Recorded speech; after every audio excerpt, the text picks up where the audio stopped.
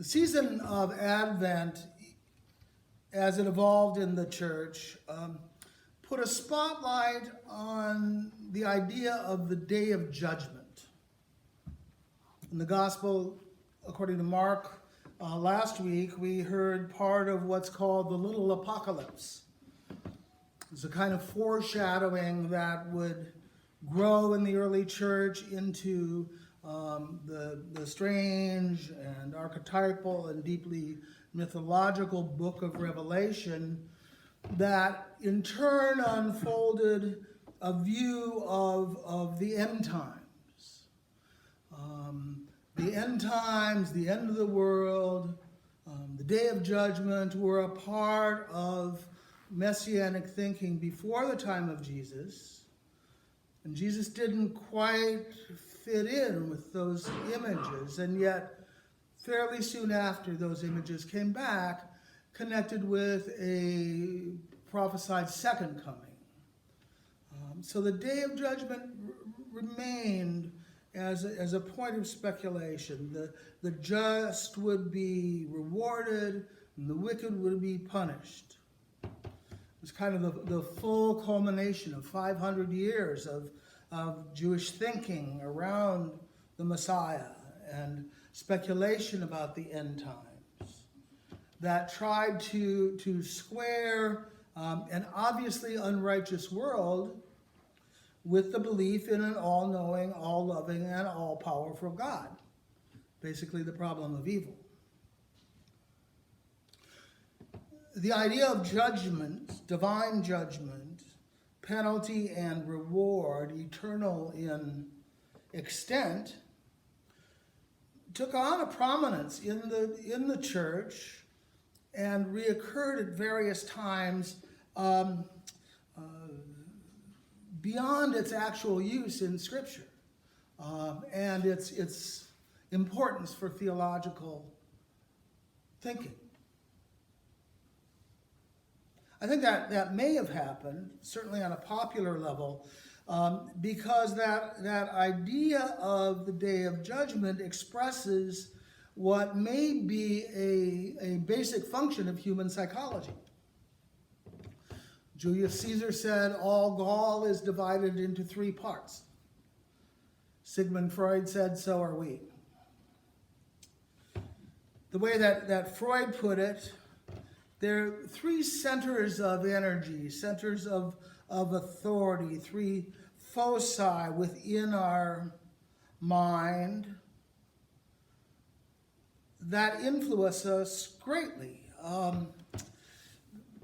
There's what he called the ego. Actually, he didn't call it the ego. The Latin stuff, it all comes from the American translation. Freud called it das Ich, the I. And that's the sense of normal sense of self. Reasonable self, interactive self, relational self, competent self, aware self. And then there was the id, das Es, the it in people, not so personal. The it was an expression of our animal instincts, our more primitive desires. That was always in competition, Freud felt, with the ego. They constantly were seeking balance in a way. And that was tricky. That balance is the source of lots of psychological struggle and neurosis. Freud also postulated a third point of authority, focus of energy, that he called, or that was called, the superego, Über-Ich, over-I. The superego was the judging faculty. It drew on values and sources of authority beyond the individual in society, in culture, in religion, in family, that that evaluated, looked at the life the person was living, both in their ego and their id, and made judgments. It curtailed the animal instinct and also curtailed too much of the self-focus that the ego can have. That's why we call it egotism. It's in its negative aspect. The superego stood back from things and observed the way you were living your life and spoke to you through your conscience to keep things on a safe level.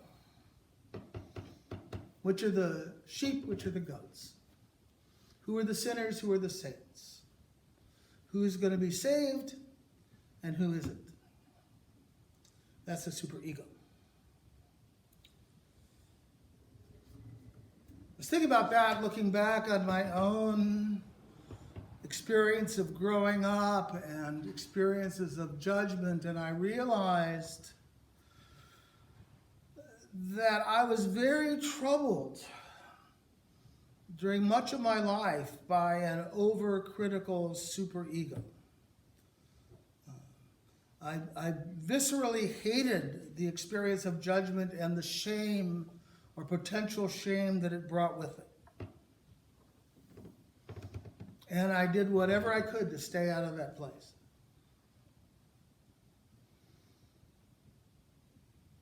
Instead of trying to avoid that shame by doing whatever other people thought was right, I retreated to a place where I didn't have to experience judgment at all. I retreated into my imagination, where if there wasn't a judgment, it was always sure to be positive, and where I could rely on a kind of buffer with the outside world, a kind of average conformity that drew no one's gaze for very long.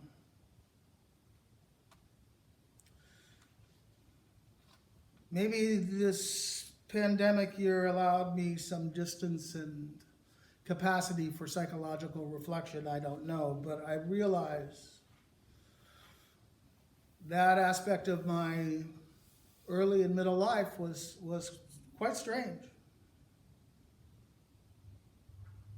I'd avoid negative judgment, for example, not by working hard at school and getting good grades. I just did enough to get by.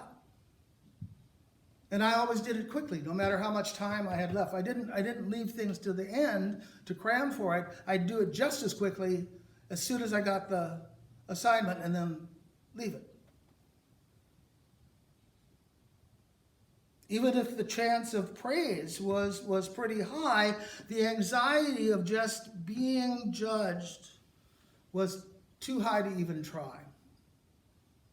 And besides that, if I did well, I figured I'd just be expected to do the same thing next time, or maybe even better. No, thank you. I didn't do sports. I didn't try creative arts. I didn't play an instrument. Well, I played drums for a while until my father said, "That's not music, that's noise."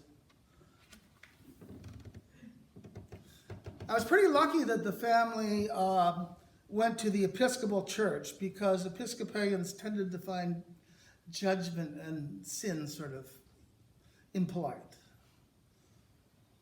Didn't talk about it very much. The only time I remember that sense of judgment in church was whenever there was a fifth Sunday in a month. They had a service where they'd read all the 10 Commandments. And that was tricky for me. And I still remember one particular Sunday when I'd done something wrong and they read those commandments, and that shame came. It's been a trait that's been very influential in my life, more influential than I really realized. I'm truly called to be a priest, I believe, but that calling has also had the advantage of giving me a place to hide, giving me a role to play, where my real self, in a sense, deeper self, wouldn't be judged. In professional ministry, you're often playing a role. Your father, your confessor, your counselor, advocate. You wear a collar and a black shirt usually. You wear vestments that allow you to be kind of a screen on which the people given into your care can project their needs, rather than really relate to you as you are as an individual. And that was helpful for me. And also, as many of you may know, I'm not a lot like a lot of other clergy, so even in the role, I couldn't be easily compared with people. So that was good as well. I've never worked in a church where they had regular, normal clergy evaluations, which in some churches are very common, both clergy evaluations and evaluations by the clergy of the church, and it works well. But I've never had that. Every time the suggestion for a clergy evaluation came up in a church where I was working, it was usually because somebody thought I'd done something wrong and wanted some setting to let me know about that. And my anxiety would go through the roof till the process was over. That began to change, oddly enough, following what would be, at least I hope would be, the biggest experience of shame in my life, when I was suspended from the practice of ministry because of an inappropriate relationship.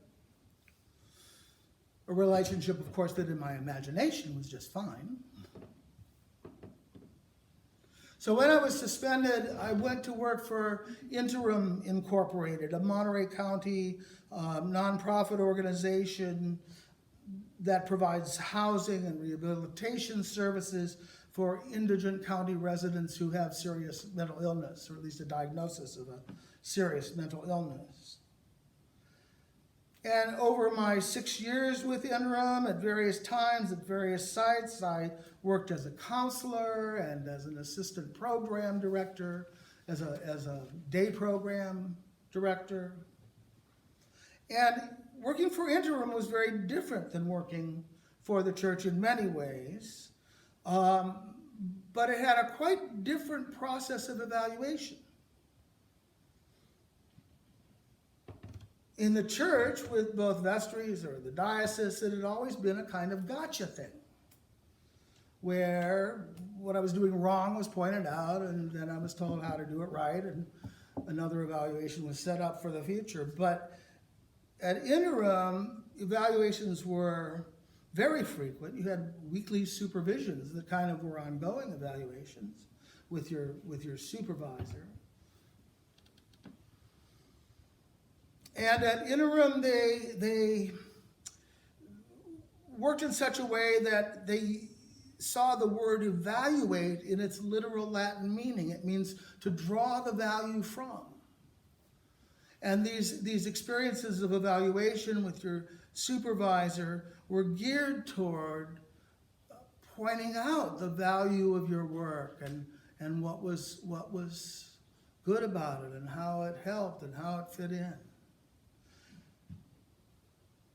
They'd look at the job description and see how things were going. And if there were something that wasn't really up to the level that it should be, you'd have a conversation about what the agency could provide to help it go differently.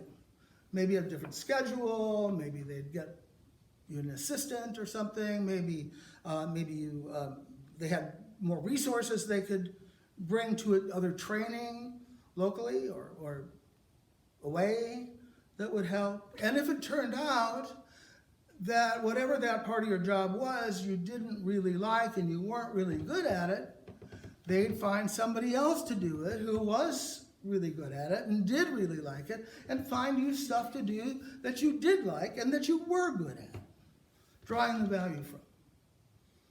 Whole different kind of judgment. To make a long story short, I began to apply that approach, looking back on it, to my overall feelings of judgment. I no longer saw them really as an attack. I no longer experienced them as always being toxic. They came to show me in a way how I best interacted with the overall system. Judgment was a kind of sorting process that could bring a sense of integrity and competence rather than just shame and hiding. And I've applied that sense of judgment to my understanding of Advent and the day of judgment that it talks about, when Christ shall come to judge the living and the dead. Instead of seeing these prophesied end times or anybody's individual end times as a final exam that you either pass or fail, deciding where you spend your everlasting life, I kind of fit this new understanding into my already sort of strange differentiation between everlasting life and eternal life. I've talked about this before, you may not remember, but rather than seeing our destiny as an afterlife in some other time and other place, I see it as a wholeness of all lived experience. And it's that wholeness that I think at the day of judgment is lifted up, so that we're shown how it all fits in.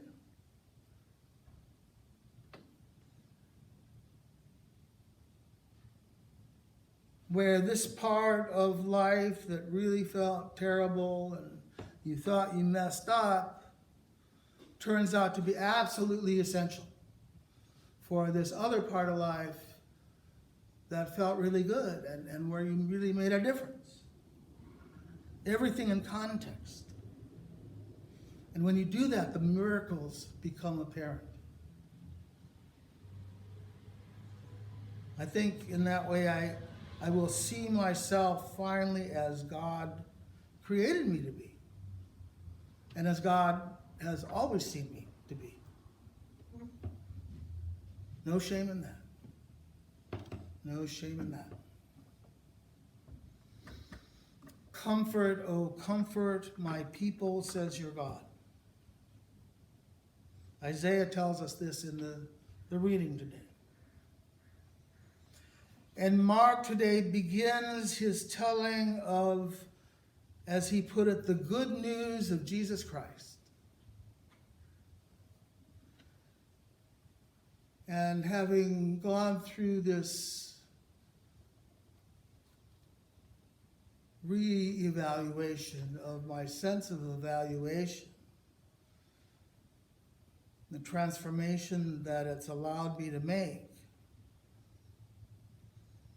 I have come to believe that this is really good news indeed. Thanks be to God.